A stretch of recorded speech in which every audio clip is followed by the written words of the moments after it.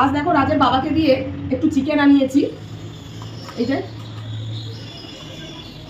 Chicken আনিয়েছি। আজ দেখো কিভাবে বানাই, ধনিয়া চিকেন বানাবো আজকে, দারুণ টেস্টি হয়। সাদা ভাত, পোলাও, ফ্রাইড রাইস, পরোটা সব কিছুর সাথে জমে যায়। তো চলো দেখে নিই কিভাবে বানাই। ফার্স্ট ম্যারিনেট করে নেবো, তার জন্য একটু লবণ, একটু একদম ক্লোজ কর, সর্ষের তেল আর একটু হলুদের গুঁড়ো, তো এইভাবে ম্যারিনেট করে নেবো। কিন্তু আমি এই রেসিপিটা করার জন্য কয়েক কোয়া রসুন নিয়ে হামানদস্তায় থেঁতো করে নিয়েছি।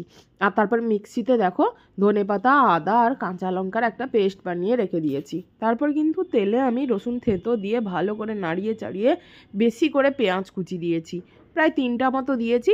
এবার পেঁয়াজ কুচিটা লবণ দিয়ে একটু মজিয়ে নিয়ে ভালো করে একটু ফ্যাটানো টক দই, আর ফ্যাটানো টক দইটাকে ধিমি আঁচে একটু কষাতে হবে যাতে জল না কেটে যায়। তারপরে কিন্তু ধনেপাতার পেস্টটি দিয়ে মিক্সি ধোয়া জল দিয়ে নামিয়ে নিই।